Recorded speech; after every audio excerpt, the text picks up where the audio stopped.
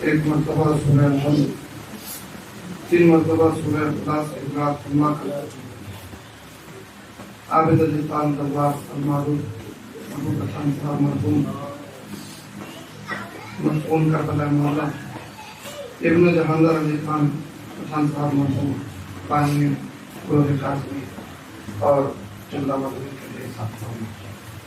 بسم اللہ الرحمن الرحیم، الحمدللہ رب العالمین، الصلاة والسلام علی اشرف الانبیاء والمرسلین، خاتم النبیین، رحمت للعالمین، ابی القاسم محمد صلی اللہ علیہ وسلم۔ الصلاة والسلام على أهل بيته الطيبين الطاهرين المعصومين المظلومين، ولعنة الله على أعدائهم أجمعين، أما بعد فقد قال الله سبحانه وتعالى في محكم كتابه الكريم وقوله الحق، بسم الله الرحمن الرحيم، وَمِمَّنْ خَلَقْنَا أُمَّةٌ يَهْدُونَ بِالْحَقِّ وَبِهِ يَعْدِلُونَ۔ صلوات پر محمد اللهم صل على محمد۔ عزیزان گرامی، شہر بلا کی اہل تشریح کے درمیان ایک معروف مشہور شخصیت، ایک مرد مومن کے ایصال ثواب کے لیے منعقد کردہ مجلس اعزاز مختصر سا خطاب ہے۔ آغاز ہی سے آپ حضرات مجلس کی کیفیت کو ملاحظہ کر رہے ہیں۔ یقیناً یہ ایک خاصیت ہے کہ مجلس کو بہت سے لوگ کرواتے ہیں، ہم میں سے ہر کوئی کبھی نہ کبھی ظاہری اعتبار سے بانی مجلس ہوتا ہے، باطنی اعتبار سے آپ جانتے ہیں بانی مجلس کون۔ ہم وسیلتاً ظاہراً ذکر سید الشہداء ذکر اہل بیت کے لیے ظاہری بانی مجلس ہوتا ہے، اور چونکہ ایام اعزا قریب ہیں اور ایام اعزا میں یہ شرف بہت سے عزاداروں کو حاصل ہوتا ہے کہ وہ کسی نہ کسی دن، کسی نہ کسی روز، کسی نہ کسی وقت ظاہری اعتبار سے بانی مجلس بنتا ہے۔ مگر عزیزان گرامی، بانی مجلس ہونا بہت بڑا شرف تو ہے، مگر اس شرف کو اگر کوئی سمجھے تو اس کے لیے شرف نہیں۔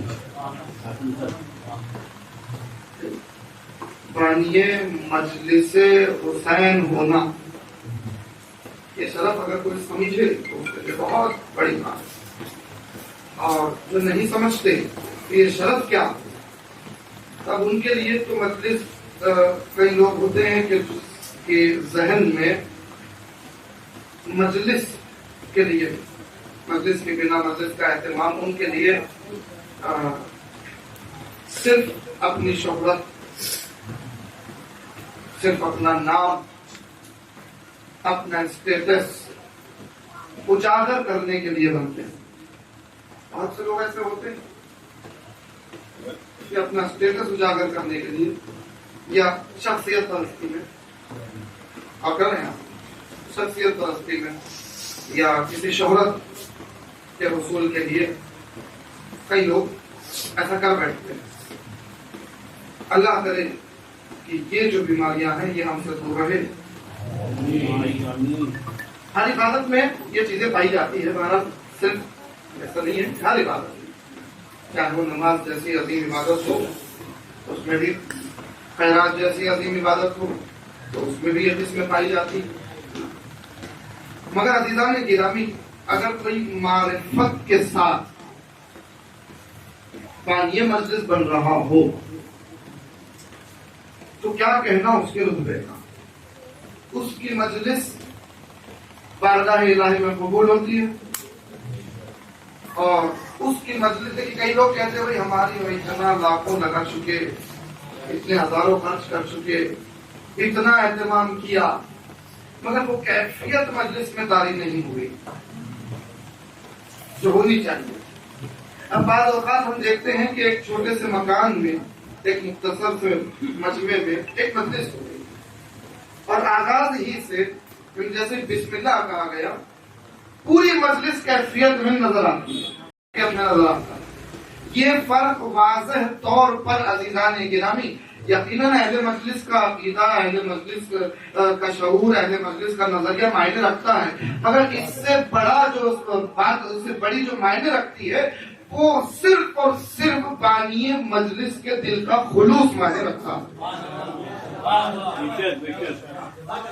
جتنا بانی مجلس کے دل کا خلوص خالص ہوگا اتنا ہی اس مجلس میں کیفیت ہوگی، کیونکہ اللہ ریاکاری والی عبادت پسند نہیں کرتا، خلوص والی عبادت پسند کرتا،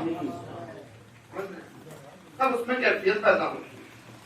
پر اب اسے وہ بات نہ چھوڑ لیجیے گا، بات الگ چلی جائے گی، ورنہ وہی امام حسین پہ تو گریا کرنے کے رولنے جیسی صورت بھی بنانے کے لیے کہا گیا ہے، تو اب اس کو اس بات سے نہ چھوڑیے گا، ہم الگ بات کر رہے ہیں، ابھی اس بات سے یہاں اٹیچمنٹ نہیں ہو سکتا۔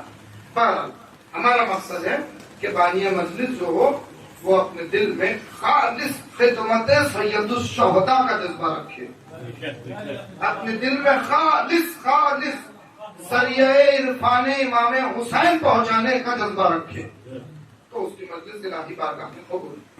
بہرحال عزیزان کرام، چاہے وہ مجلس ہو، چاہے امام حسین کی زیارت ہو، کوئی مسئلہ،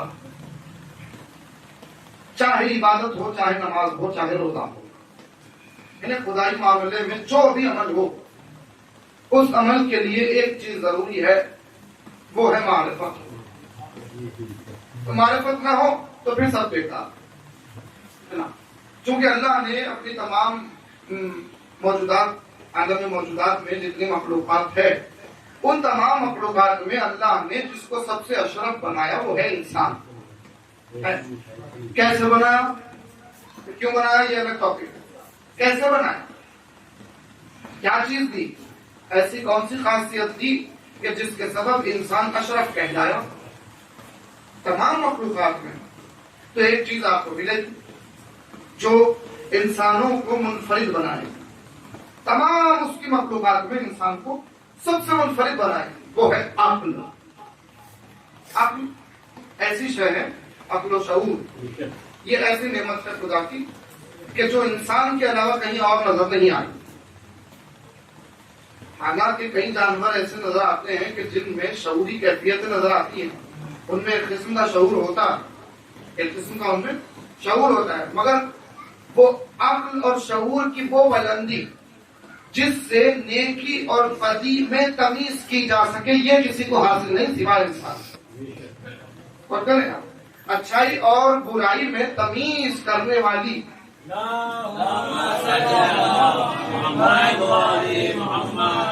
اچھائی اور برائی میں تمیز کرنے والی جو نعمت ہے، جو شعور ہے، جو عقل ہے، جو جس قسم کی عقل ہے، یہ انسان کے علاوہ کہیں اور نظر نہیں آتی۔ اچھائی اور برائی میں فرق کرنے کی تمیز یہ صرف انسان میں نظر آتی ہے۔ تو انسان کو یہ نعمت دی اللہ، تو انسان اشرف کہلایا۔ اور فرشتے بھی تو ہیں، کتنے عظیم پیکر ہیں، کتنا عظیم ان کا اسٹیٹس، کتنا عظیم ان کا رتبہ، پھر انسان اشرف المخلوقات کہلا رہا۔ تو اس میں ایک فرق ہے، فرق یہ ہے کہ یقیناً فرشتوں کی بناوٹ، فرشتوں کی حیثیت، فرشتوں کی طاقت، فرشتوں کی قدرت جو اللہ نے ان کو عطا کی، وہ انسانوں سے کئی گنا زیادہ ہے، کئی گنا زیادہ۔ آپ حساب لگائیں، ہم ایک بڑا سا پتھر اپنے ہاتھوں پہ اٹھا نہیں سکتے، اشرف ہونے کے باوجود نہیں اٹھا سکتے، قوت نہیں ہے ہماری، مگر ایک فرشتہ، اللہ اکبر، فرشتے کی قوت یہ ہے کہ وہ اپنے پروں میں سے ایک پر کے ایک حصے کی نوک پر پوری زمین کا حصہ رات بھر بھی اٹھا کے ٹھہرا رہے تو اس کی قوت میں کوئی پار نہیں پڑنے والا۔ علی کے واقعات جو ہے تفصیل میں جانا نہیں، تو اتنی قوت ان کے پاس۔ اور فرشتوں کی قوت، سورج کی تالابوں کو اٹھائے ہوئے فرشتے، عرش کو اٹھائے ہوئے فرشتے، نظام قدرت میں کارگر نظر آ رہے ہیں فرشتے، مگر پھر انسان اشرف کہلایا۔ کیسے کہلایا؟ کیونکہ اللہ نے دیے فرشتے جو عمل کرتے ہیں نا وہ مرضی خدا کے مطابق ہیں، یعنی ان میں اپنی مرضی کی قوت نہیں ہے۔ ایک چیز ہے کہ فرشتوں میں اپنی مرضی کی قوت نہیں ہے کہ جو چاہے کرے، یہ مرضی ان کو نہیں دی گئی، یہ نفس ان کو نہیں دیا گیا، یہ صرف انسان کو حاصل ہے، یہ قوت انسان کو، وہ صرف حکم خدا کے مامور ہیں، یعنی وہ جو کرتے ہیں خدا کے حکم سے کرتے ہیں، خدا کے حکم سے ہٹ کے کچھ نہیں کرتے، کیونکہ ان میں وہ کیفیت اللہ نے رکھی ہی نہیں ہے۔ اللہ جو حکم دے انہیں کرنا ہے، جو حکم دے دے بات ختم ہو جائے۔ انسان کو قوت دی، انسان کو ارادے کی قوت دی، انسان کو عقل جیسی نعمت سے نوازا، انسان کو مرضی دی، انسان کو اختیار دیا کہ بھئی اب تم جو چاہے کرو، تمہاری مرضی، تمہاری مرضی، چاہے مصلی پہ آ کے نماز پڑھو، چاہے شراب خانے میں بیٹھ کے شراب پیو، تمہاری مرضی، چاہے حلال کی طرف آؤ چاہے حرام کی طرف بڑھو، تمہاری مرضی کہ تمہارے پیروں کو چاہے مسجد کی طرف لے کے جاؤ چاہے کوئی عیاشی کے اڈے پہ لے کے جاؤ، تمہارا اختیار کہ چاہے حق کی طرف جستجو کرو، تمہارا اختیار چاہے باطل کی راہ اختیار کرو، مگر یاد رکھو اللہ عادل ہے، حساب اسی بنیاد پہ ہوگا، جو مرضی تمہیں دی تھی اس مرضی کا اختیار، اس مرضی کا استعمال کیسے کیا، اگر حق کی جستجو میں کیا تو آؤ جنت کے دروازے کھلے ہیں۔ کے پاس سیدھا ایک جواب موجود ہے جو انسانوں کو مل جائے گا، بھئی اختیار تو انہیں بھی دیا تھا، اختیار تو تمہیں بھی دیا تھا، ہم نے اپنی نشانیاں بھی واضح کر دی تھی، انہوں نے ہماری نشانیوں کے دامن کو تھاما، اسی لیے انہیں جنت میں ڈالا جا رہا ہے۔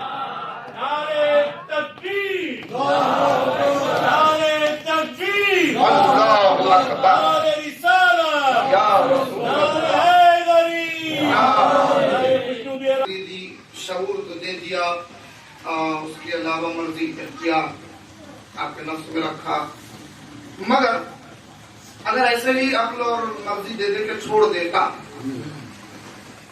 تو انسان کے پاس سوال قائم رہ جاتا محشر میں، ٹھیک ہے تو نے مرضی دی، عقل دی، مگر ہم اتنے بھی تو مختار نہیں تھے کہ خود سے صحیح اور غلط کا راستہ چن سکتے، ہم اتنے بھی تو مختار نہیں تھے کہ ہمیں پتا چل سکے کہ صحیح کیا غلط کیا، تمیز تو دے دی تو نے، ہم تمیز کر سکتے ہیں کہ اچھائی کیا ہے برائی کیا ہے، مگر کوئی بتانے والا بھی تو ہو، کوئی راستہ دکھانے والا بھی تو ہو، کوئی راستہ دکھائے، دو راستے ہو تو کوئی ایک نیک راستہ دکھانے والا موجود ہو کہ ہم ان دونوں راستوں میں آئے ہدایت کرنے کے لیے۔ تو اب دنیا میں لوگوں نے انہیں دیکھا کہ وہ کبھی پڑھ نہیں رہے ہیں، وہ کسی سے تعلیم حاصل نہیں کر رہے ہیں، وہ کسی کے سامنے قانون ادب طے نہیں کر رہے ہیں، وہ کبھی لکھتے پڑھتے نظر نہیں آ رہے ہیں، اسی لیے دنیا نے اپنی نگاہوں کے اعتبار سے فیصلہ کر لیا کہ بھائی ان پڑھ ہیں، جاہل ہیں، کچھ نہیں جانتے، فلاں نہیں کیا، فلاں نہیں سیکھا، فلاں نہیں پڑھا۔ اب یہ لوگوں کی نگاہوں کا قصور تھا،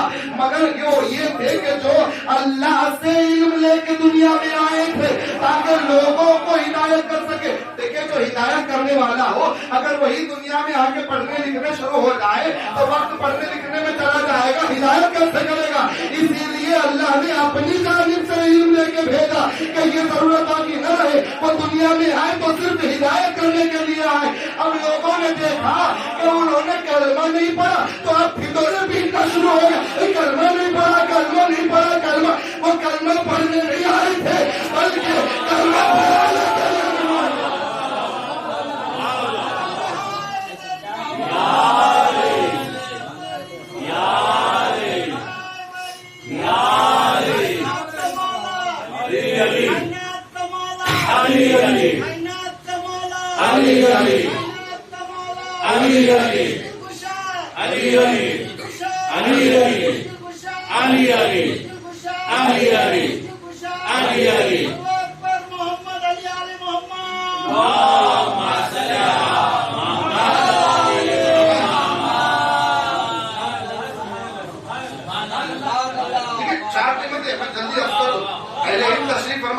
اللہ نے دیکھیں پہلے کیا دی ہمیں عقل دی نا، عقل بیکار ہے علم کے بغیر،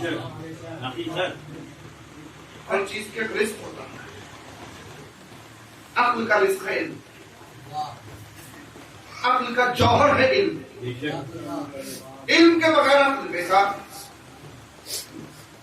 عاقل شخص وہی ہوگا جس کے پاس علم ہو، وہی عاقل ہوگا، باقی سب جاہل کہنا ہے۔ علم آ گیا، پھر بہت سے لوگوں کے پاس عقل بھی ہے اور ماشاءاللہ علم بھی ہے، تو وہ کیا کامیاب ہوئے؟ نہیں۔ عقل کا جوہر ہے معرفت، عقل کا جوہر معرفت ہے، یعنی صرف علم آ جانا کمال نہیں ہے، اب معرفت کی راہیں ہونی چاہیے۔ ہمارے اعتبار سے علم کی حقیقت میں ابھی نہیں جانا ہے، علم کا ظاہری پہلو ہم اگر غور کریں تو علم کے ظاہری پہلو میں اور معرفت کے ظاہری پہلو، یہ دونوں ظاہری پہلوؤں کو اگر ہمیں سمجھنا ہو تو چھوٹے بھائیوں تک، چھوٹے بچوں تک بھی بالکل آسانی سے بات پہنچ جائے۔ تو ایک جملہ عرض کروں، ہمارے یہاں محاورہ ہے جاننا پہچاننا، جاننا اچھا اب سمجھ لیجیے، جاننا ہے علم، پہچاننا ہے معرفت۔ جاننا ہے علم، پہچاننا معرفت۔ پھر ہم انہیں جانتے ہیں، وہ شخصیت ہے فلاں صاحب جو بہترین کیا پڑھتے ہیں، بہترین نوحہ پڑھتے، کیا آواز ہے، ہم جانتے ہیں، انہیں جانتے ہیں، صرف جانتے ہیں اتنے پر۔ اب ان کا مزاج کیا ہے، ان کا ملنے کا طریقہ کیا ہے، ان کا کردار کیا ہے، ان کے پاس کیا قوتیں ہیں، کون سی صلاحیت ان کے پاس ہے، کون سا علم اپنے اندر رکھتے ہیں، یہ تمام چیزیں معلوم کرنا ہے، پہچاننا۔ ایک ہے جاننا، ایک ہے پہچاننا۔ تو اب پہچانے بغیر جاننے کا کوئی فائدہ نہیں۔ اللہ اکبر، اللہ اکبر۔ تو اسی لیے عقل کی ضرورت تھی، علم، علم کا جوہر بنا معرفت۔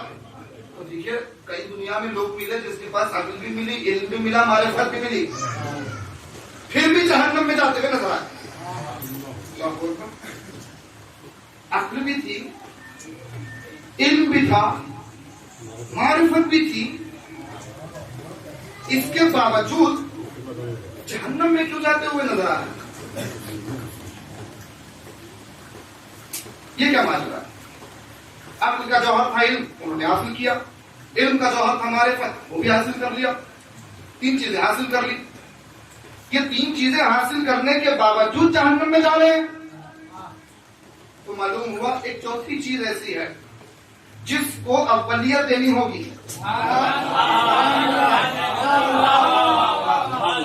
کوئی ایسی چوتھی چیز ہے جس کو اولیت دینی ہوگی، اور جو عقل کا بھی جوہر بنے، علم کا بھی جوہر بنے، معرفت کا بھی جوہر بنے،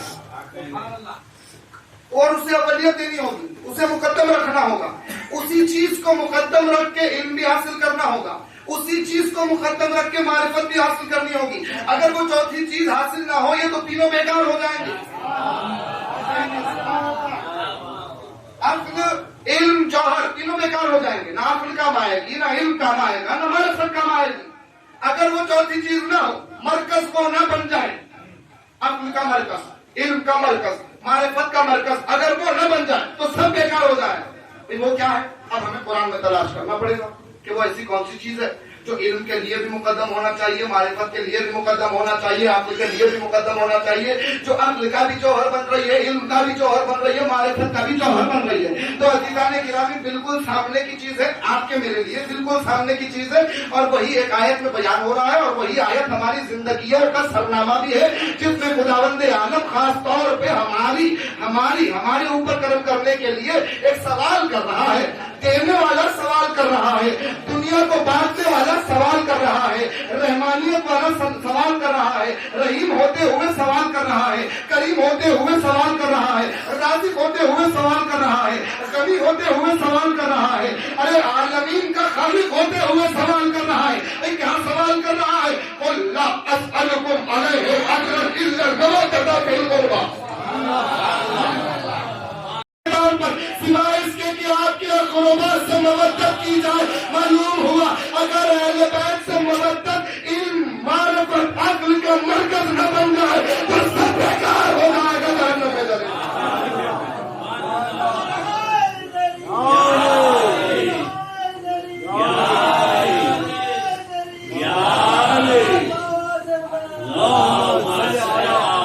مجھے ایک بہت خاص چیز پہنچانی ہے، اور وہ پہنچانے کے لیے ہی میں ذہنوں کو آمادہ کر رہا ہوں۔ تو معلوم ہوا مودت ایسی شے ہے اگر یہ نہ ہو تو علم بھی بیکار، معرفت بھی بیکار، عقل بھی بیکار، تینوں چیزیں بیکار ہو جائیں۔ اگر مرکز، اگر مقصد مودت اہل بیت کا، عقل کے استعمال، شعور کے استعمال کے لیے مرکز اور محور بننا چاہیے مودت اہل بیت، حصول علم کے لیے محور بننا چاہیے مودت اہل بیت۔ یہ جذبہ اگر دل میں ہو تو پھر علم فائدہ دے گا، مودت کا جذبہ ہو تو معرفت فائدہ دے گی، اور معرفت ضروری ہے، معرفت ضروری ہے، اور معرفت کے بغیر کوئی عمل قابل قبول نہیں۔ ویسے ہی زیارت امام حسین، امام حسین کی زیارت، یا ائمہ، دیگر ائمہ، دیگر معصومین کی زیارت، یا حج یا عمرہ، بیت اللہ کا طواف، اور ان تمام کا مرکز زیارت امام حسین، تمام کا مرکز زیارت امام حسین۔ تو زیارت امام حسین بہت لوگ کر رہے ہیں، سال بھر کر رہے ہیں، آسانی ہوگی نا، پہلے کا دور تو نہیں ہے، کشتیوں کا سفر، سمندروں کا سفر، مشکلات کا، آسانی ہوگی، جس کوئی بھی جا رہا، آپ سوال ہو رہے ہیں، لوگ غور و فکر کر رہے ہیں، کئی لوگ تڑپ رہے ہیں، اللہ ہم کو بلا لیے، ہم کو نہیں بلائے، ایسا انسان چلے گئے، ہم نے گئے۔ تو اس میں مایوسی کچھ لوگوں کو ہو رہی ہے، یاد رکھیے مایوسی کفر ہے، مایوس نہیں ہونا ہے، اس بات پہ یقین رکھنا ہے کہ مولا بلا رہے ہیں، حضرت بلا رہے ہیں تو کچھ مقصد سے بلا رہے ہیں، اور سب سے اہم مقصد یہ ہوتا ہے کہ جب کوئی جا کے ذریعے حسین سے اپنا سینہ لگاتا ہے تو اب یہ حسین کا اختیار ہے کہ چاہے اس کے سینے سے ایمان کو لے لے یا اس کے سینے میں ایمان بھر کے واپس۔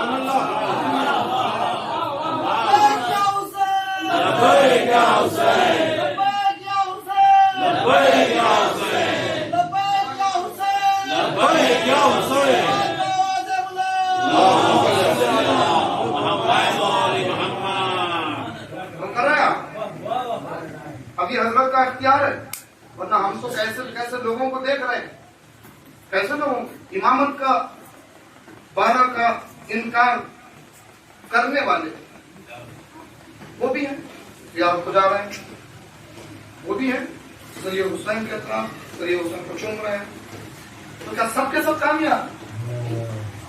بھائی عبادت کی قسموں میں ہماری عظیم ترین کتاب کافی میں امام نے عبادت کی قسمیں بیان کی اور 3 قسمیں بیان کی، اب اسی سے اٹیچ کر لیجیے، 3 قسمیں بیان کی، کہا ایک عبادت جہنم کے ڈر، ایک عبادت جنت کی لالچ، اور ایک عبادت خالص محبت الہی میں۔ سمجھ رہے ہو؟ خالص محبت الہی، فرمایا خداوند عالم کو صرف یہ عبادت قبول ہے جو خالص اس کے لیے ہو، خالص اس کی محبت میں ہو، ورنہ جہنم کے در سے جو عبادت ہے امام نے کہا وہ غلاموں والی عبادت ہے، اور جنت کی تمام جو عبادت ہے وہ کاروباریوں کی عبادت ہے۔ عبادت صرف خالص اللہ کی محبت میں اللہ کو پسند ہے، تو اب 3 قسم کی عبادت کرنے والے مل گئے نا، ان میں سے خالص ایک ہی قسم وہ ہے جس کو اللہ قبول کر رہا ہوں، اور پھر وہ بھی خالص جس کا فرمان ہے وہ بھی خالص اللہ کے لیے، اللہ کی محبت میں۔ تو کیسے ہو سکتا ہے اللہ کی محبت میں خالص عبادت کیسے ہو سکتی ہے؟ تو امام نے فرمایا ہم وہ ہیں جس کی معرفت اور محبت کے بغیر اللہ کی خالص عبادت کی ہی نہیں جا سکتی۔ ہم ائمہ کی معرفت اس کی خالص عبادت کے لیے ضروری ہے، تو ظاہر امام حسین میں بھی یہی معاملہ ہے، ویکیشن چلے گئے، چھٹیاں گھومنے پھرنے چلے گئے، کئی لوگ الگ الگ نیتیں ہوتی ہیں، تاریخ میں تو ایسے کئی واقعات ہیں، ہاں گھر گھر سنایا جانے والا بھی بزرگ سناتے تھے دہی والا واقعہ مشہور ہے نا، دہی والا واقعہ مشہور ہے. دہی کے تمام میں دہی کی خواہش میں تو اور دہی کھلا کے بھیج دیا اور جب کھا لیا جب وہ کیوں واقعہ کیوں سناتے ہیں بزرگ ہمارے؟ تاکہ ہم جب بڑے ہو جائیں اور ہم قابل زیارت ہو جائیں، جانے کے قابل ہو جائیں تو ایسی خواہشات ذہن میں رکھ کے نہ جائیں، خالص حسین کو دل میں ذہن میں لے کے زیارت کے لیے. کون سے قافلے جانے والے ہیں، کون جا چکے ہیں، خدا بار بار ہم سب کو نصیب کرے. زیارت امام حسین اللہ اکبر. دیکھیں عظمت زیارت امام حسین اگر بیان کرنا ہو تو صرف بنا کوئی بات کہے، صرف ایک کے بعد ایک کے بعد ایک کے بعد اقوال سنانے لگ جائیں تو ایک مجلس کافی نہیں ہوگی، 2 مجلسیں کافی نہیں ہوگی. صرف اقوال عظمت زیارت امام حسین میں سنانے لگ جائیں. کتابیں بڑی بڑی ہے عظمت زیارت امام حسین، ان میں سے چند 2 کی چیزیں ہم چنتے ہیں. مگر دیکھیں ایک حدیث تو یہ ہے خاص طور پہ، اور کئی حدیثوں میں یہ جملہ مل جائے گا، بھائی ظاہر امام حسین کے لیے سب سے ادنا تحفہ، سب سے ادنا کرم اللہ کا ایک ظاہر کے لیے کیا، سب سے کم والی نعمت ایک ظاہر حسین کے لیے کیا، سب سے کم جو مل جائے گی ائمہ کی زبانی وہ یہ ملے گی کہ اللہ ظاہر حسین کی گزشتہ اور آئندہ گناہ کو معاف کر دے گا. سب سے کم عظمت ظاہر حسین یہ ہے، تو پھر بلندی کیا ہو؟ اسی لیے تو معصوم نے فرمایا کہ اگر کسی کو پتا چل جائے کہ زیارت قبر حسین کی عظمت کیا ہے تو عجب نہیں کہ وہ شوق زیارت میں مر جائے. نعرے حیدری.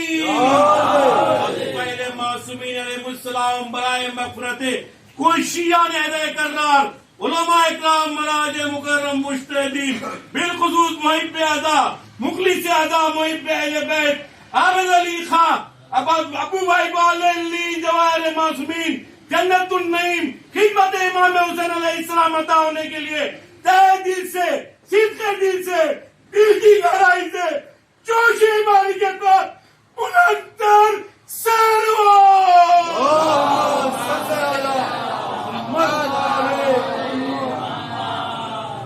کیا کہتے ہیں اللہ کم سے کم یہ ہے نا ظاہر کا مقام.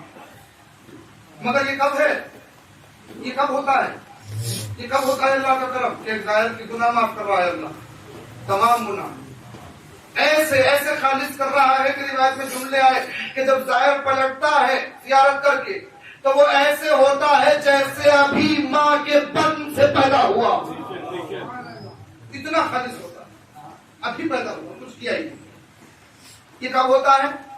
شرط ہے اس کی، ایسا نہیں ہے کہ کوئی بھی اٹھے اور چلے جائے تو اسے یہ نعمت حاصل ہوتا ہے. شرط کیا لگائی معصوم نے؟ حسین کے حق کی معرفت، جو حسین کے حق کی معرفت رکھے زیارت کے لیے جائے اس کے لیے انعامات. کیسے انعامات؟ اللہ اکبر. اب حسین کے حق کی معرفت کیسے ہو سکتی ہے؟ تو ہمیں علم حاصل کرنا ہوگا، لفظ امام کو سمجھنا ہوگا، امامت کے عہدے کو جاننا ہوگا، امامت کے عہدے میں پھر 12 اماموں میں حسین کی انفرادیت کو سمجھنا ہوگا، حسین ابن علی کی انفرادیت کو سمجھنا ہوگا. تو عزیزان گرامی اس کے بہت سے ذریعے ہیں، بہت ذریعے ہیں. ایک ذریعہ افراد اہل بیت کے دیے ہوئے حسین کی شان میں دیے ہوئے خطبے، ایک ذریعہ، یا عظمت حسین میں بیان کردہ احادیث رسول، یہ ایک ذریعہ کہ عظمت حسین معرفت حسین رکھ کے ہم زیارت کے لیے جائیں. اسی اعتبار سے میں نے یہ زیارت عنوان رکھتے ہوئے معرفت حسین ابن علی کے چند گوشوں کے لیے ایک خطبے کو انتخاب کیا، اور وہ خطبہ حضرت مسلم ابن علی، آپ کا عہدہ سفیر حسین، عظمتیں بہت زیادہ۔ ابھی میرا مقصد یہ نہیں ہے کہ میں حضرت مسلم پر گفتگو کروں، میں ایک مجلس میں کی ہے، انشاءاللہ پھر کریں گے، مگر اب مقصد ہے کہ جناب مسلم کو جب حسین نے اپنا سفیر بنا کے بھیجا، اپنا سفیر حسین نے بھیجا، تو اب جب حسین کے سفیر بن کے گئے تو اب حسین کا تعارف بھی دینا ان کی ذمہ داری تھی۔ اب انہوں نے حسین کا تعارف دیا، کیا تعارف دیا ہے اللہ کو؟ مسجد کوفہ ہے، لوگ بھرے ہوئے ہیں، ایک دوسرے کو اطلاع کر رہے ہیں، چلو چلو مسجد کوفہ چلو، حسین ابن علی کے سفیر آئے، مسلم آئے، اور مسلم خطبہ دے رہے ہیں، مسلم کا خطبہ سننا ہے۔ لیکن عربی میں، عرب میں یہ زاویہ خطبے کا بہت مشہور تھا، میں نے تفصیلی طور پہ حضرت عباس کے خطبے پہ بھی گفتگو کی، حضرت مسلم کے خطبے کے چند جملے پڑھے، اس میں یہ تاریخ میں ملا کہ عربی میں خطبوں کا چلن بہت زیادہ تھا، اور عربیوں کو اپنے خطبوں کی فصاحت اور اپنے خطبوں کی بلاغت پہ بڑا فخر تھا، اور جب کوئی فصیح اور بلیغ خطبہ دینے والا خطبہ دینے گھرتا تھا تو مجمع کا مجمع جمع ہو جاتا تھا خطبے کے الفاظ سننے کے لیے، خطبے کے الفاظ سننے کے لیے۔ یہی تو سبب تھا، ایک طرف نظم چل رہی تھی، ایک طرف نثر چل رہا تھا، دونوں میں ایسا عرب نے نام کمایا کہ اللہ ہوا تھا۔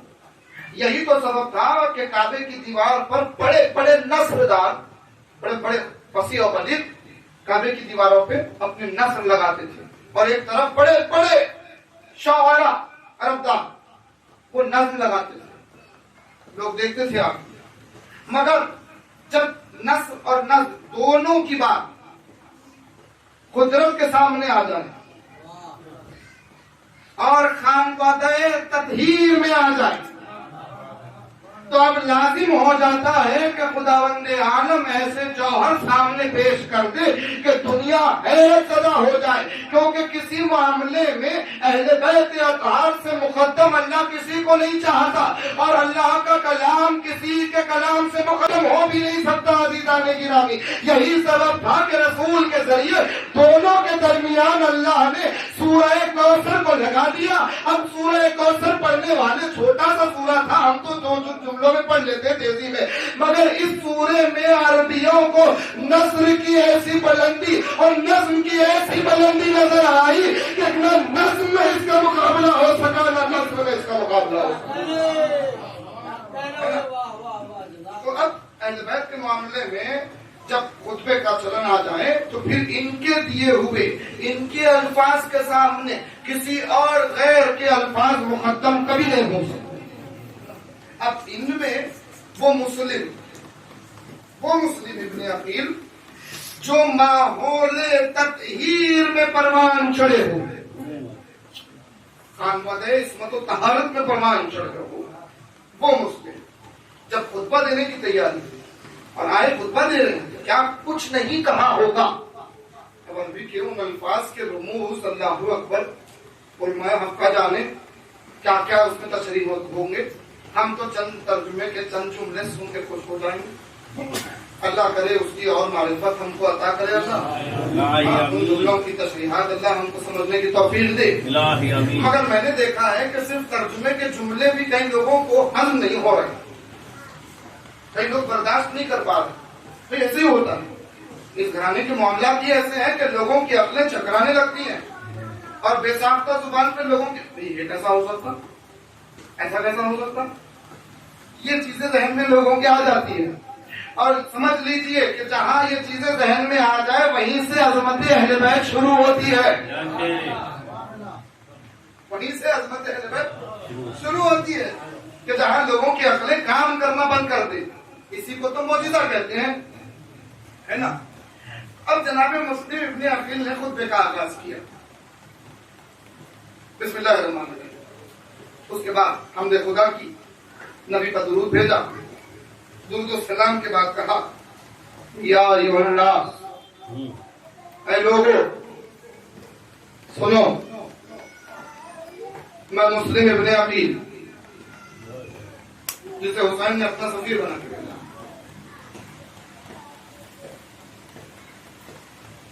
درود و سلام کے بعد اب کہاں سے آغاز کیا سنیے گا. تعارف کرانا ہے حسین کا، مقصد تعارف حسین، معرفت حسین. آغاز کہاں سے کر رہے ہیں مسلم سنیے کا. سنو، خداوند عالم نے سردار انبیاء اور امیر المومنین علی ابن ابی طالب علیہ السلام کو، اللہ نے ان دونوں ذوات مقدسہ کو اپنی ذات کے لیے دلیل بنا کے زمین پر بھیجا ہے.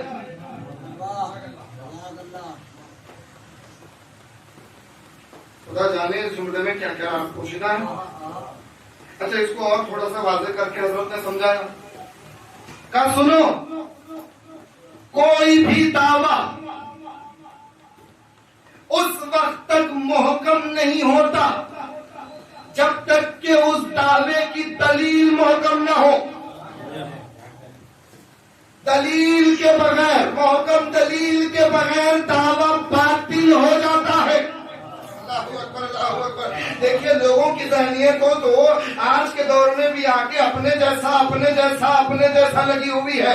مگر سنیے، 1400 سال پہلے مسلم ابن عقیل کوفے کے منبر سے معرفت عطا کرتے ہوئے کہہ رہے سنو، جس دعوے کی محکم دلیل نہ ہو وہ دعویٰ باطل ہو جاتا ہے. اور اللہ نے اپنی دلیل بنا کر محمد اور علی کو زمین پر بھیجا ہے. اگر یہ دونوں نہ ہو تو کبھی اس کی معرفت نہیں ہو سکتی. سوال پڑے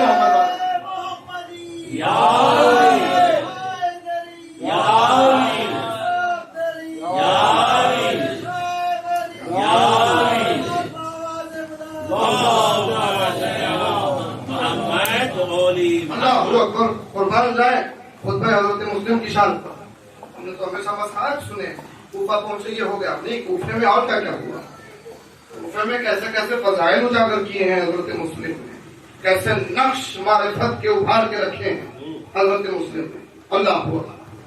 ہم کہا سنو، یہ دونوں اللہ کی ذات کے لیے معرفت عطا کرنے والے ہیں. ان کے بغیر اس کی معرفت نہیں ہو سکتی. اور اللہ نے سردار انبیاء اور امیر المومنین ان دونوں کے انوار میں نبی کو، سردار انبیاء کو اپنی مشیت کا تاج اور علی کو اپنے ارادوں کا محور بنایا ہے.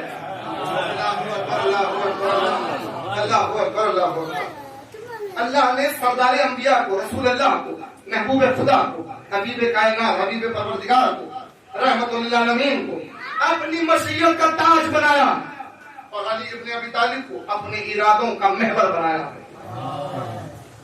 اور اللہ نے محمد صلی اللہ علیہ وآلہ وسلم کو سرکار، اللہ نے سردار انبیاء کو بلا تشبیہ اپنی روح اور امیر المومنین کو اپنا نفس قرار دیا ہے. سنو، اسی زاویے سے محمد روح اللہ کہلائے، علی نفس اللہ کہلائے.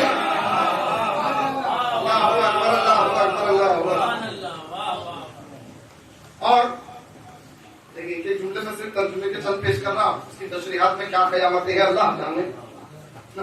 کہا سنو، اللہ نے سردار انبیاء کو اپنی بولتی ہوئی زبان قرار دیا اور علی ابن ابی طالب کو وہ ہاتھ کے جس سے کام کیا جاتا، اپنا ہاتھ قرار دیا، یعنی رسول بولیں گے اور رسول کے اس بولنے کو عملی جامہ پہنانے والے کا نام ہوگا علی ابن ابی طالب۔ اللہ اکبر، اللہ اکبر۔ اب پوری زندگی غور کر لیجیے، آپ رسول اللہ بولتے رہے ہیں اور علی کرتے رہے ہیں۔ امام مسلم تعارف کرا رہے ہیں، کہا اللہ نے ان کو اپنا قائم مقام بنا کے زمین پر بھیجا، اس کی شان کہ وہ نظر نہیں آ سکتا، یہ اس کی شان ہے، یہ توحید کی شان ہے۔ بھائی اصول دین میں سب سے پہلے توحید ہے، تو دنیا میں توحید ہی نہیں سمجھی تو آگے کیسے بڑھیں گے؟ اب دیکھیے لوگوں کی جو نبوتوں پہ اشکال ہے، جو امامت پہ شک ہے، وہ تو ہوں گے نا، کیونکہ توحید ہی مضبوط نہیں ہے۔ توحید کی راہوں میں آئے تو پھر نبوت کا معیار سمجھ میں آئے گا، امامت کا معیار سمجھ میں آئے گا، عدل سمجھ میں آئے گا، قیامت سمجھ میں آئے گا۔ اب جناب مسلم نے کہا کہ اس وقت یہی صورتحال ہے کہ یہ دونوں ذوات مقدسہ تو پردہ فرما چکے ہیں، جو اللہ کی زبان ہے، اللہ کا ہاتھ ہے، اللہ کی روح ہے، اللہ کا نفس ہے، اللہ کی مشیتوں کا تاج ہے، اللہ کے ارادوں کا محور ہے، اللہ جیسے دعوے کی دلیل ہے، یہ تو پردہ فرما چکے ہیں۔ تو اس وقت صورتحال یہ ہے، ایسے لوگوں سنو، اس وقت صورتحال یہ ہے کہ ان دونوں ذوات مقدسہ کا وارث سوائے حسین ابن علی کوئی زمین پر نہیں بچا۔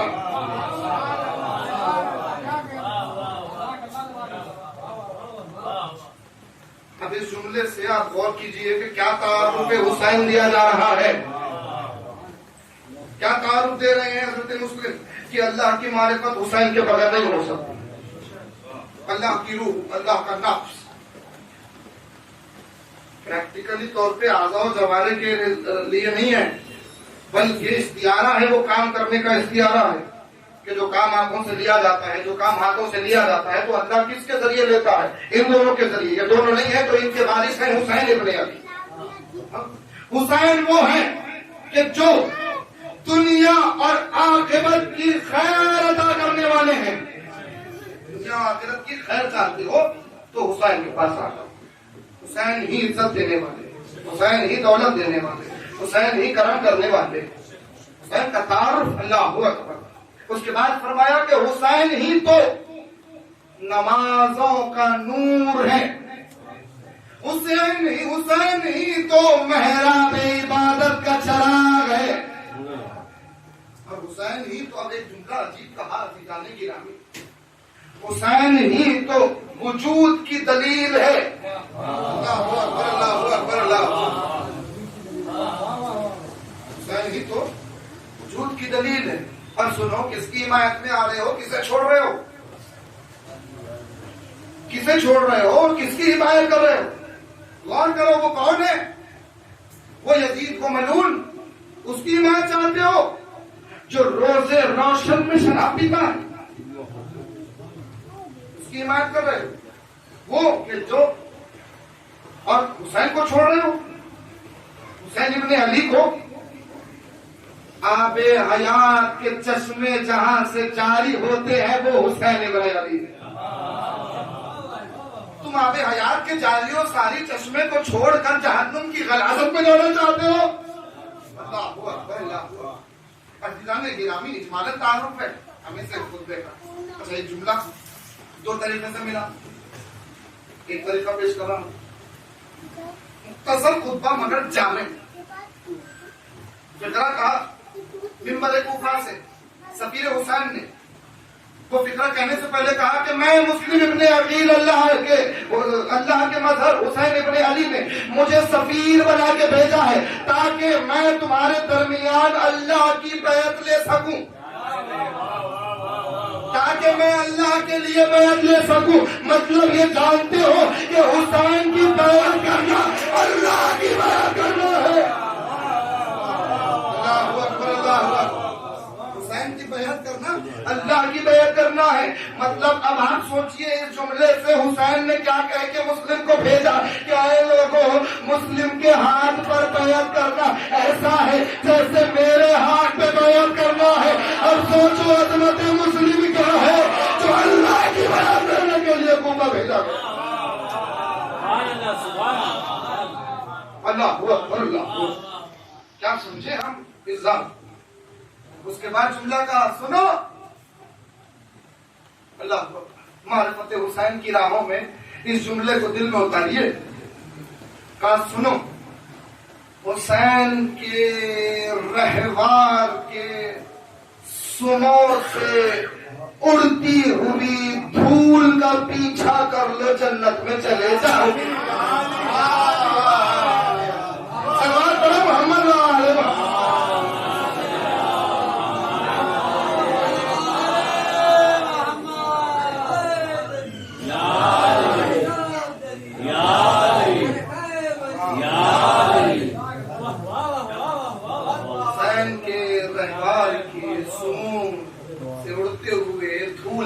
پیچھا کرو اس کے پیچھے چلے جاؤ. تھام لو اس جنتی ہو جاؤ. یہ تعارف حسین مختصر سا مگر جامع جناب مسلم ابن عقیل نے دیا. تو اب آپ سوچئے کہ اب اس حسین کی زیارت کا شرف کیا ہوگا. ایک شرف تو آپ نے ابھی سن لیا اس حسین ابن علی کی زیارت کا, اور ایک شرف واضح طور پہ امام نے بیان کیا کہ زمین پر حسین ابن علی کی زیارت کرنا ایسا ہے جیسا عرش پر اللہ کی زیارت کرنا ہو. جو کبھی دکھائی نہیں دے سکتا, جو کبھی نظر نہیں آ سکتا, اس کی زیارت کرنے جیسا ہے زمین پر قبر حسین کی زیارت کرنا. زیارت کا کیا مطلب ہے بھائی؟ مطلب ہے لفظ زیارت کیا ہے, معنی ہے لفظ زیارت کیا ہے؟ ملاقات. ایک معنی ملاقات کا ہے. ایک مومن کی زیارت کرتا رہے ایمان کے نور کے اضافے کے لیے, تو ملاقات کے معنی ہو رہے ہیں زیارت. اب روایت ہے کہ جب اللہ کسی بندے کو چاہتا ہے, جب اللہ کسی بندے کو پسند کرتا ہے, اللہ اکبر اللہ اکبر, جب اللہ کسی بندے کو چاہتا ہے تو اس کے دل میں حسین ابن علی کی زیارت کا اشتیاق پیدا کر دیتا ہے. اللہ اکبر اللہ اکبر. حسین ابن علی کی زیارت کا خداوند عالم کی قدرت میں کیا نہیں ہے. دیکھیے اب ان روایتوں پر ان باتوں پر کوئی شک نہ کرے. اگر کوئی شک کرے تو سمجھ لے کہ وہ ان اللہ علی کل شیء قدیر پہ شک کر رہا ہے, اللہ کی قدرت پہ شک کر رہا ہے. بھائی جسے اللہ نے نفس مطمئنہ کہا ہے اس کے لیے یہ انفرادیتیں عطا کرنا اللہ کے لیے کوئی بڑی بات نہیں ہے. وہ عالمین کا پالنے والا, وہ عالمین کے لیے رزق عطا کرنے والا ہے, تو اس کے لیے کیا بات ہے. یہ کہنے کا مقصد کیا تھا جانتے ہیں؟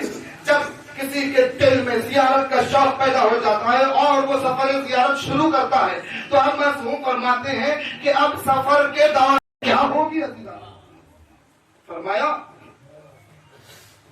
امام نے ایک شخص سے پوچھا جو ہمیشہ حج کرتا تھا, ہر سال حج کرتا تھا. حج جیسی عبادت کسی کو نصیب ہو جائے بہت بڑی بات ہے نا, کیونکہ حج کے شرائط, حج کے امور اتنے زیادہ, حج کی پاکیزگی کتنی زیادہ. اللہ ہوا زندگی میں ایک بار بار صاحب استطاعت کے لیے جس پہ لازم ہونا ہے نا, اللہ سب کو توفیق دے. اللہ آمین. امام نے ایک شخص سے پوچھا جو ہر سال حج کرتا تھا, ایک سال حج کو نہیں آنا, پھر اس کے بعد دوسرے سال حج کو آنا. چھٹے امام سے ملاقات پوچھا بھائی تم نے اب تک کتنے حج کیے؟ اس نے کہا مولا 19 حج کیے. کتنے؟ 19 حج کیے. اللہ اللہ. امام نے فرمایا اور 2 حج کر لو, کتنے ہو جائیں گے؟ اور 2 حج کر لو 21. 21 کرنے پر 21 حج کرنے پر تم بھی ان میں شمار ہو جاؤ گے.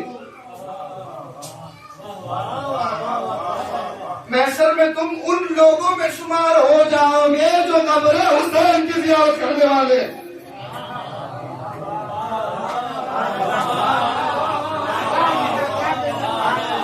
اللہ اکبر اللہ اکبر اللہ.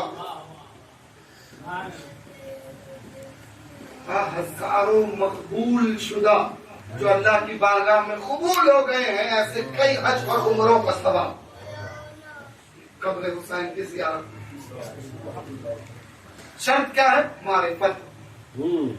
شرط کیا ہے؟ خلوص، اخلاص، یہ شرط. اور پھر ایک اور اہمیت ظاہر حسین کے لیے معصوم نے فرمایا محشر کے دن ایک ظاہر حسین کو اللہ حق دے گا، ایک ظاہر حسین کو حق دے گا کہ وہ 100 ایسے لوگوں کی شفاعت کے لیے سفارش کرے جس کے گناہ حد سے بڑھ چکے ہو. اللہ اکبر عزیزان گرامی. جس کے قدم قدم پر اللہ کی رحمتیں برسیں وہ ہوتا ہے ظاہر حسین. اب سوچئے، میں اور تفصیل میں جانا نہیں چاہتا، بہت سی باتیں ذہن میں وقت ہو گیا. سوچئے،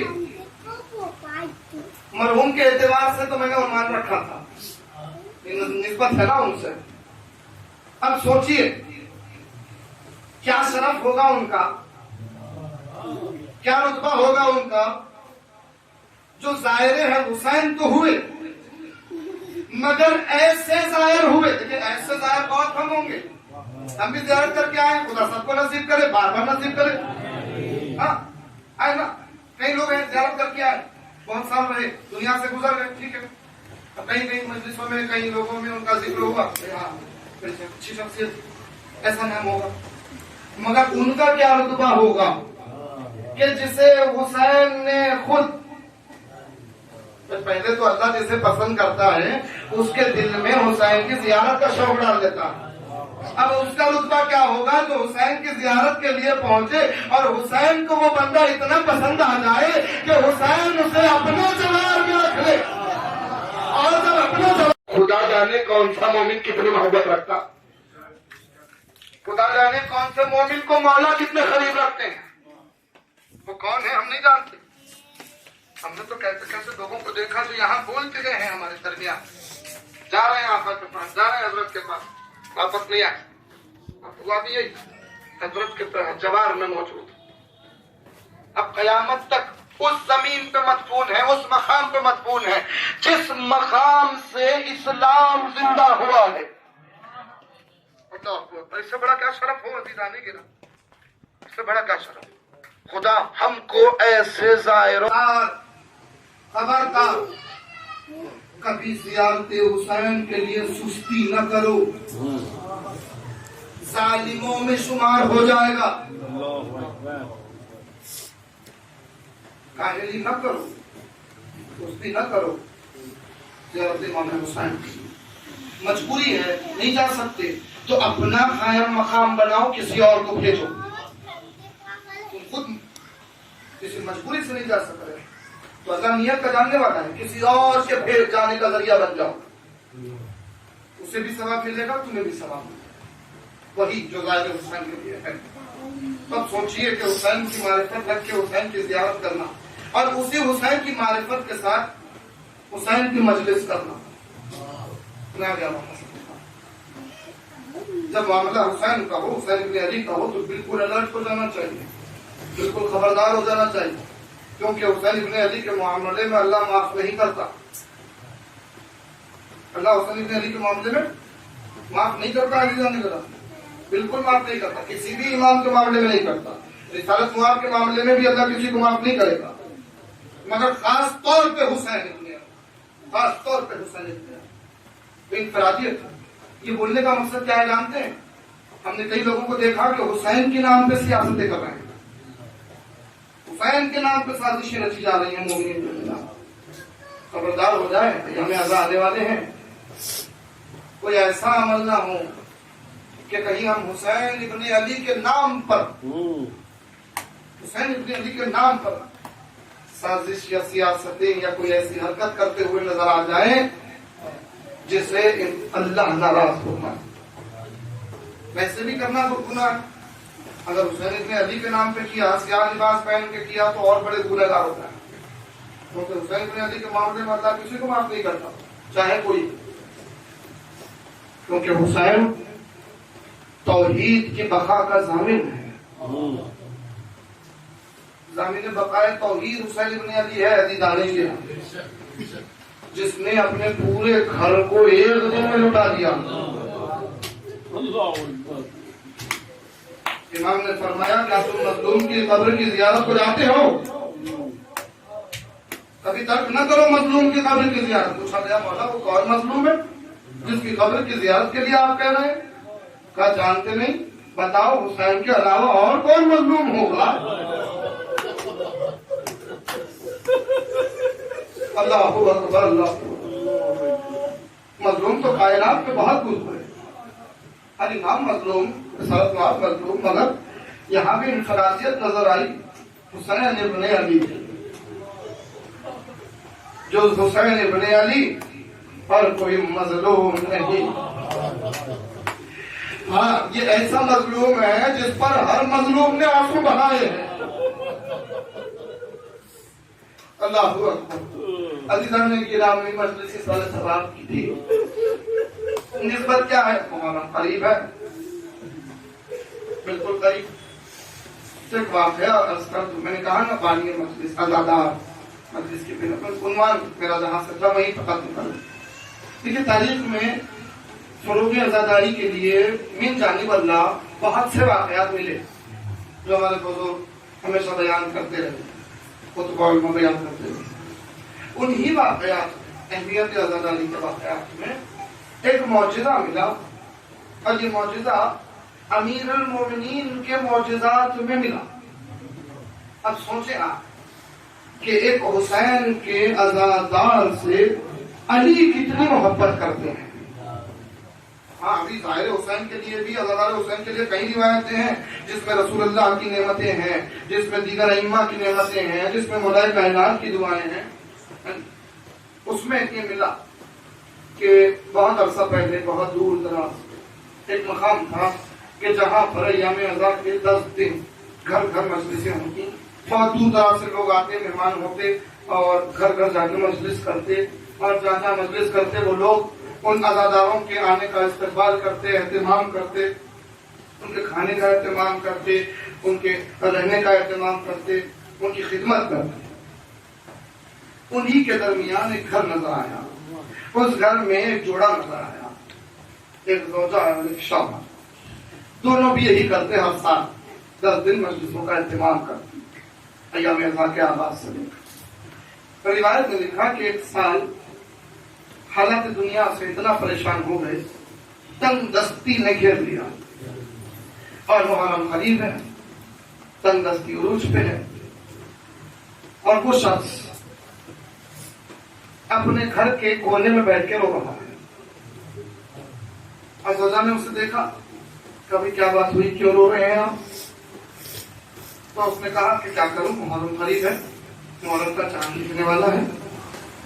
تو جانتی ہو کہ ہمارے گھر سے مجلسوں کا اہتمام ہوتا تھا، اب ہم کیسے عزاداروں کی خدمت کریں؟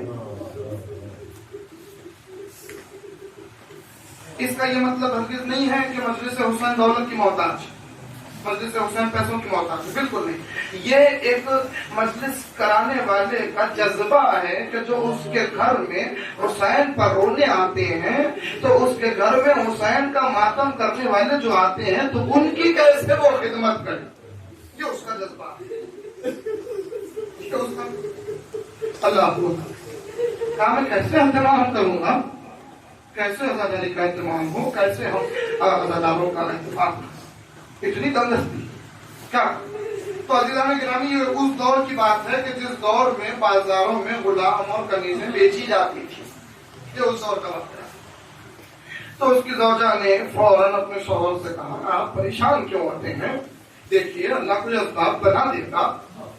کوئی اسباب نظر نہیں آتے. کہا مجھے ایک سبب نظر آ رہا ہے.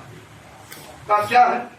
کہا یہ ایک عزادار حسین، ایسی عزادارہ جو حسین پر رونے والی ہو، اسی کا جذبہ یہ بات کہہ سکتا ہے.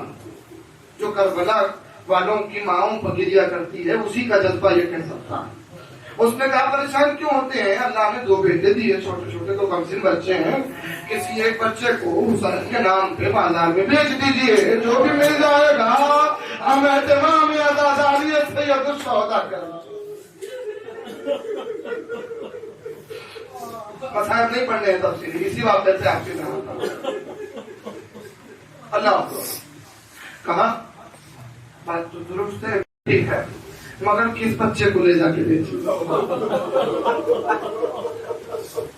دونوں سے اتنی ہی محبت، کس کو بیچو؟ پریشان ہے کہ معاملہ طے نہیں ہو رہا.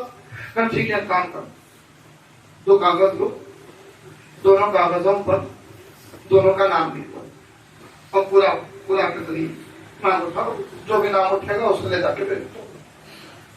نام لکھا گیا. ایک کا نام حضرت کے چاہنے والے 2 بیٹے عطا ہوئے ہیں، ایک کا نام حسن، ایک کا نام حسین. خدا ان جذبوں کو سلامت رکھے. ماں نے بڑا اٹھایا، چٹے اٹھائے، بولا آنکھوں میں آنسو آئے. ایک جملہ کہا کہ اللہ نے حسین کے لیے ہمارے حسین کو چنا. یہ جملہ یاد رکھیے گا. حسین کے لیے اللہ نے ہمارے حسین کا انتخاب کیا. لے جائیں آپ حسین کو، لے جا کے بازار میں فروخت کر دیں. ماں کہہ رہی، اس نے بچے کا ہاتھ تھاما، بازار گیا، کھڑا ہو گیا. سارا دن گزر گیا، کوئی خریدار نہیں آیا، کوئی اسے خریدار نہیں ملا. پریشان ہو گیا. سارا دن گزر گیا، کیا کریں؟ یہ ایک امید تھی، یہ بھی کارگر نہیں ہو رہی ہے. پھر اس کے دل میں خیال آیا کہ بالکل قریب ایک اور گاؤں ہے، ایک اور مقام ہے، دوسرے دن وہاں بازار لگتا ہے. اگر وہ سفر راتوں رات کر کے طے کر لے سفر اور وہاں پہنچ جائے تو شاید دوسرے دن اس بازار میں اور کوئی بچہ فروخت ہو جائے، کوئی خریدار مل جائے. یہی قصد کرتے ہوئے بنا دیر کیے ہوئے اس نے شان سے سفر کا آغاز کیا اپنے بچے کو لے کر. اور دونوں مقامات کے درمیان ایک وسیع ایک صحرا گزرتا تھا. اس صحرا کو پار کر کے اسے جانا تھا. اب اس صحرا سے، اس جنگل سے وہ پار ہو رہا تھا کہ راستے میں چلتے چلتے وہ شخص، وہ مومن راستہ بھٹک گیا. اب جیسے ہی راستہ بھٹک گیا، پریشان ہو گیا کہ بھئی کس طرف آگے بڑھنا ہے، سمجھ نہیں آ رہا ہے. جذبہ دل میں ہے، بچے کا ہاتھ تھامے ہوئے. اب پریشان خدا سے مدد مانگنے لگا. تو جیسے ہی مدد مانگنے لگا، اس کی نگاہ ایک درخت پہ پڑی. صحرا میں ایک گوشے میں ایک درخت پہ پڑی کہ وہاں ایک درخت تھا. اس درخت کے پہلو میں ایک گھوڑا بندھا ہوا ہے اور درخت کے نیچے ایک شخصیت زمین پہ بیٹھی ہوئی، چہرے پر خاک لگا ہوا. وہ قریب گیا، محسوس کیا کہ بھئی کوئی شخصیت ہے جس کے جسم میں متحر سے پورا علاقہ مہک رہا ہے، ایسی خوشبو اس کے پاس سے آ رہی. اللہ پورا. وہ قریب گیا، اس شخصیت نے سلام کیا. انہوں نے جواب سلام کیا. کہا کہاں جا رہے ہو؟ کہا میں فلاں مقام جا رہا ہوں. کہا اتنی رات اس بچے کو لے کر؟ کون ہے یہ بچہ؟ جب انہوں نے پوچھا تو اس کی یہ جو باپ کی محبت تھی یہ گوارا نہیں ہوئی کہ کہے کہ بیٹا ہے. اس نے جواب دیا کہ حضور میرا غلام ہے اور میں اس غلام کو بازار میں بیچنے کے لیے جا رہا ہوں. اچھا بتا کیا نام ہے تیرے اس غلام کا؟ اس نے نام بتایا کہ اس کا نام حسین ہے. کیا قیمت لگائی ہے؟ جو بھی اس نے قیمت طے کی تھی وہ بتا دی کہ اتنی قیمت لگائی ہے. تو اس شخصیت نے جواب دیا کہ ایسے نام والے اس بچے کی اتنی کم قیمت؟ ایک کام کر، اگر تو راضی ہے تو سفر ترک کر دے، یہیں سے واپس چلا جائے. میں اس بچے کو خریدتا ہوں اور تجھے دگنی قیمت دینے کے لیے تیار. یہ خوشی خوشی راضی ہو گیا. اس نے بچے کو حوالے کر دیا. اس نے دگنی قیمت عطا کر دی. یہ ایک طرف غم تھا کہ بچہ چھوٹ رہا ہے، مگر ایک طرف اطمینان تھا کہ اس کا قصد، اس کا مقصد پورا ہوا. دگنی قیمت لیا، واپس جانے لگا. جب اپنے گھر پہنچ گیا زوجہ کو واقعہ پورا سنایا. جو ایک بیٹا تھا اسے سینے سے لگا کے ماں باپ بہت دیر تک رونے لگے اور پھر یہ بھی اطمینان تھا کہ اب ہر سال سے بہتر اہتمام ہوگا زالارا حسین کی خدمت کا, ہر سال سے بہتر. بس اسی گفتگو میں یہ بیٹھے ہوئے تھے کہ دخل باب ہوا, دروازے پہ کھٹکھٹاہٹ ہوئی. اب جب یہ گئے دروازہ کھولا تو عجیب منظر تھا کہ دروازے کے سامنے وہ دوسرا ان کا بیٹا جسے بیچ کے آئے ہیں وہ دروازے پہ کھڑا ہوا. ماں نے فوراً پڑھ کے سینے سے لگایا, گھر کے اندر لے گئی, آس پاس کوئی نظر نہ آیا. باپ نے جیسے ہی بچے کو دیکھا پریشان ہو گیا, قریب آ کے بیٹے کو سینے سے لگایا, بوسا لیا اور پوچھنے لگا میرے بچے میں نے تجھے بیچ دیا تھا, کہیں تو بھاگ کے تو نہیں آ گیا, کہیں تو نے دھوکہ دیکھ کر تو یہاں نہیں آ گیا. اس بچے نے جواب دیا بابا یہ آپ کی پرورش ہے, آپ کی پرورش میں دھوکہ دینا نہیں ہے. ہم علی ابن ابی طالب کے چاہنے والے, ہم حسین کے عزادار ہیں, ہماری فطرت میں دھوکہ نہیں ہے. کہا پھر یہاں کیسے آ گئے ہو, میں نے تو تمہیں بیچ دیا تھا اور اس خریدار نے تو دگنی قیمت ادا کی, کہیں وہ خریدار پیسے میں تو نہیں آ گیا. کہا نہیں بابا وہ تو چلا گیا اور خود مجھے چھوڑ کے گیا ہے. کہا یہ پریشان خود چھوڑ کے گیا ہے, کیا کہہ کے چھوڑ کے گیا؟ کہا بابا عجیب شخصیت تھی, جیسے آپ مجھے چھوڑ کے گئے اس صحرا میں انہوں نے مجھے پہلے اپنے سانوں پر بٹھایا.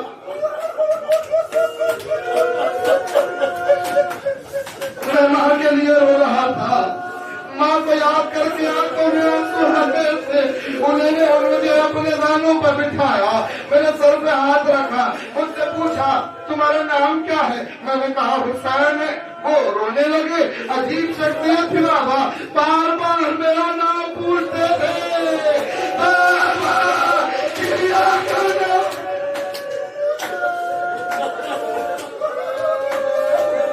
خدا کسی گھر میں ڈر اللہ سوائے نبی عالم محمد. کہا میرا نام پوچھتے جاتے, گریا کرتے جاتے.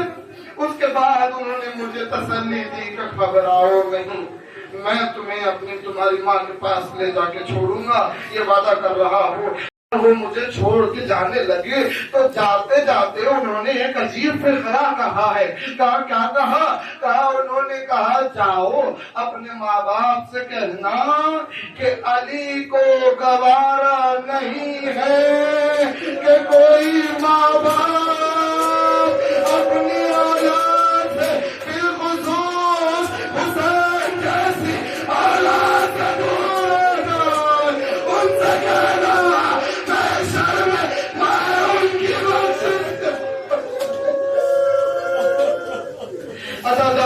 بس میں نے مجلس تو تمام کر دی. اب آپ سوچیں کہ حسین ایک شہزادہ, ایک بچہ اپنے گھر کا, ایک ماں باپ کا نور نظر جس کا نام حسین ہو, علی کو یہ گوارا نہیں کہ کوئی حسین نامی عزادار اپنے ماں باپ سے اس طرح جدا ہو جائے. سوچئے اسی علی جو وقت اخیر عباس کے ہاتھوں میں حسین کا ہاتھ دے کے گئے ہو, عباس حسین کا نام مگر وہی حسین. اللہ بابو بتا شہزادی کسی غم میں نہ رلائے, کیا گزری ہوگی علی پر, علی پر کیا گزری ہوگی جب کربلا کے میدان میں وہی حسین اپنی کمر تھامے ہوئے تو ہوئے بازو اپنے سینے سے لگا کے نظر کرو کر کے کہہ رہے ہو بابا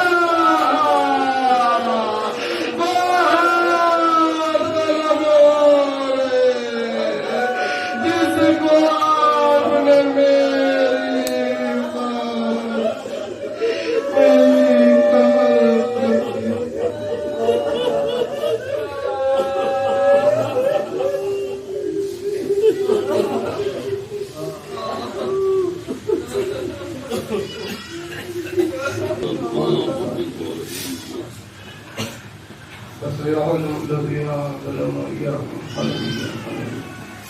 باری اللہ اس عبادت کو قبول فرما. الہی آمین کوئی ہم نہ جس سوائے نام آل محمد. الہی آمین کائنات میں جہاں جہاں مومنین بستے ہیں سب کی جان و مال عزت آبرو ایمان کا تحفظ فرما. الہی آمین باری اللہ واسطہ محمد و آل محمد کا ہماری توفیقات میں اضافہ فرما. الہی آمین ہمارا خاتمہ ایمان پر فرما. الہی باری آمین مجلس حاضران مجلس کے دلی مقاصد کو کرنا. الہی آمین باری اللہ واسطہ محمد و آل محمد کا جس مرحوم کے لیے مجلس منعقد کی گئی ہے ان تک مجلس کا ثواب مخصوص الہی آمین. بے شک وہ جوار امام حسین میں ہے خدایا اسی مرحوم کی طرح اور انہیں ظاہروں کی طرح ہمارا بھی شمار فرما. الہی آمین. خداوند عالم واسطہ محمد و آل محمد کا جو مشتاق ہیں زیارت امام حسین کے خدایا ذکر مظلومیت امام حسین کا واسطہ ان سب کو جلد از جلد بار بار زیارت امام حسین کا شرف عطا فرما. الہی آمین منتقم کربلا منتقم امام حسین امام زمانہ کے ظہور میں تعجیل فرما.